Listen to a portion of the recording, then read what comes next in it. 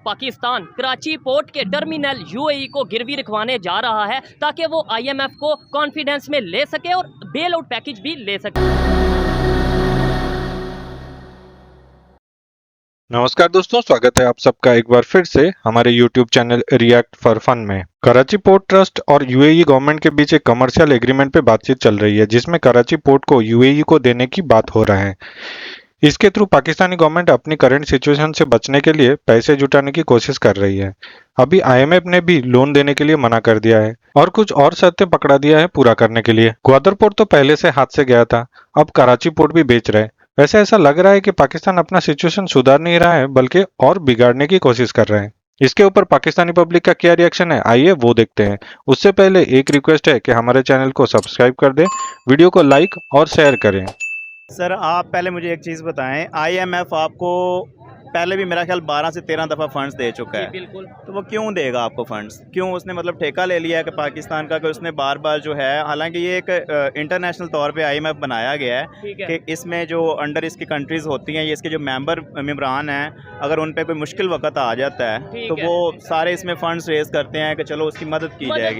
असल में पाकिस्तान का इशू जो है ना, वो इतना सिंपल है नहीं। अच्छा। हमें सबको लग रहा होता है कि जी फ़लाँ आ जाएगा तो वो बड़ी आके ना जल्दी से इसको पता नहीं क्या कोई जादू की छड़ी घुमा देगा।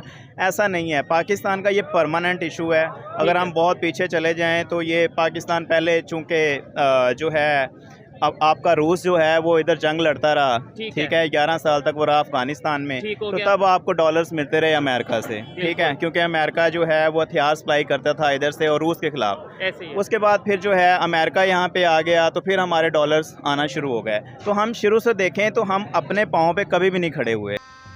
गजब बेइज्जती है।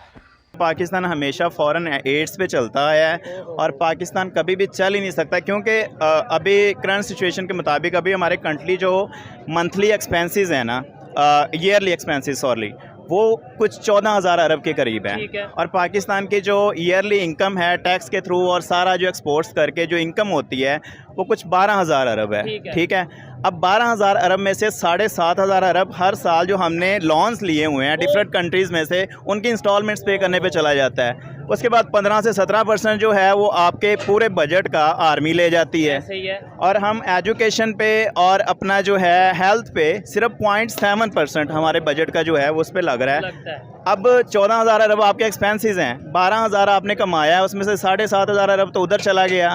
कुछ 2,000 तो ऑलरेडी कम कमाया, जितना हमारा खर्चा है उससे 2,000 ऑलरेडी हमने कम कमाया। तो अब 14,000 अरब जो खर्चे पूरे करने हैं वो कहाँ से होंगे? वो हम क्या करते हैं, हर साल नए कर्जे लेते हैं, फिर उन कर्जों की इंस्टॉलमेंट्स देने के लिए और कर्जे लेते हैं। ऐसे ही है। ये हमारा, मुझे समझ नहीं आ रहा कि ये कहाँ पे एंड होगा इसका।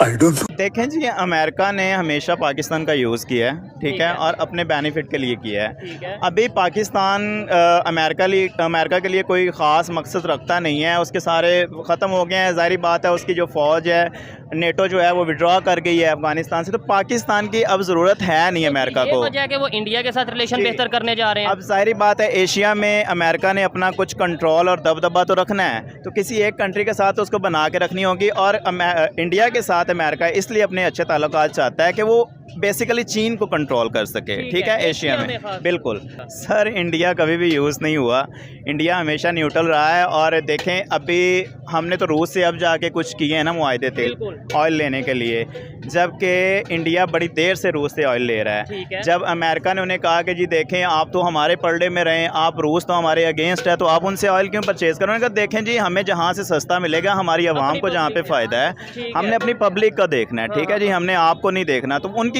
पॉलिसीज हमेशा क्लियर रहती हैं। इवन रशिया ने ईरान पे भी सैंक्शन से इंडिया वहाँ से भी ऑयल ले रहा है। बिल्कुल। और ईरान से जो है, अभी इवन के ईरान ने हम पाकिस्तान पे एक केस किया हुआ है कि इनका एक साइन हुआ था गैस पाइपलाइन का, उन्होंने अपने ईरान से लेकर पाकिस्तान के बॉर्डर तक वो पाइपलाइन बिछा दी थी, और पाकिस्तान ने उस पर आगे अमल दरामद नहीं किया, तो वो जितना लॉस हुआ है ईरान को, उसने पाकिस्तान पे केस किया हुआ है। अच्छा बात नहीं है। हमारी प्रोडक्शंस इंक्रीज होने के बजाय डिक्रीज होती जा रही हैं, ठीक है। तो इसका कोई परमानेंट, मुझे आगे कोई 10, 15, 20 साल में भी पाकिस्तान का कोई हल होता मुझे नज़र नहीं आ रहा।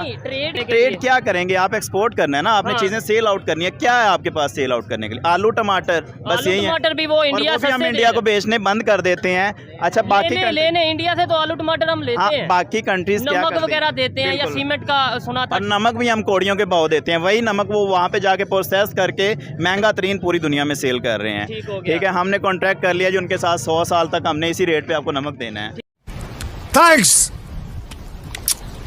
Love you. Sir, load shedding जब होगी, जब आपको गैस नहीं मिलनी, बिजली नहीं मिलनी, तो टेक्सटाइल क्या करना है? टेक्सटाइल यहाँ पे बिजनेसमैन हमेशा जो होता है ना, वो फर्स्ट ऑफ ऑल अपने बिजनेस का सोचता है, कभी भी वो ये नहीं सोचता। तो जहाँ पे उसको बेनिफिट मिलना है भाई, उसने वहाँ पे जाना है ना। बांग्लादेश कोई इसका रिश्तेदार मुल्क तो नहीं है, किसी का भी रिश्तेदार नहीं है। तो उसको अगर बेनिफिट वहाँ पे मिल रहा है तो वो डेफिनेटली अपने बिजनेसेस जो हैं वो वहाँ पे ट्रांसफ़र कर रहे ठीक है। हैं। पाकिस्तान में इतनी फैसिलिटीज़ नहीं है, हम टेक्सटाइल को और गिराते जा रहे हैं और गिराते जा रहे हैं। हम प्रोडक्शन, जब तक प्रोडक्शन पाकिस्तान में नहीं बढ़ेगी, हम हैं अफसर टाइप के लोग हैं। ठीक है, हम एक सुई भी जो है हमारी, वो भी बाहर से बन के आती है। अमीर हम हर लोग हैं, चीज़- अमीर लोग हैं। हर चीज़ made in China, each and everything जो है ठीक है, वो हम जो है वो बाहर से बाहर परचेज से कर रहे ले हैं। सर, इंडिया देखे ना, आपसे बहुत ज़्यादा आगे है। ठीक है, उनकी वो गाड़ियाँ मैन्युफैक्चरिंग कर रहे हैं अपनी कंट्री में।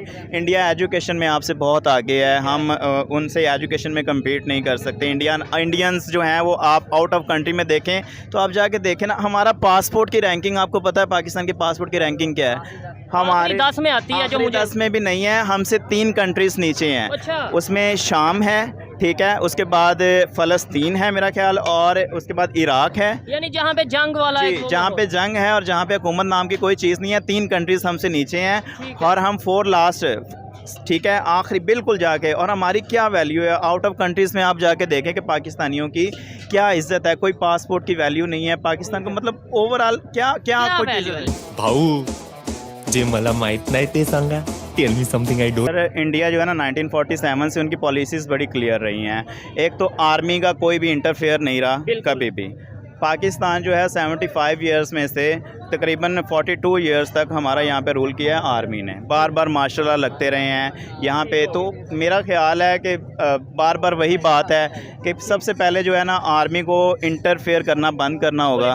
पॉलिटिकल स्टेबिलिटी आएगी तो जाहिर बात है मुल्क स्टेबल होगा। और ये कोई भी अगर आपको ख्वाब दिखाता है सुहाने, कोई आके फलां पार्टी आएगी तो वो 2 साल में 1 साल में क्लियर कर देगी, ये ऐसा कोई मामला नहीं है। और ना किसी को खुश फहमी में रहना चाहिए। पाकिस्तान जो है, इसको आहिस्ता आहिस्ता अपनी प्रोडक्शन इंक्रीज़ करनी पड़ेंगी। हाँ, ये कर लो पहले।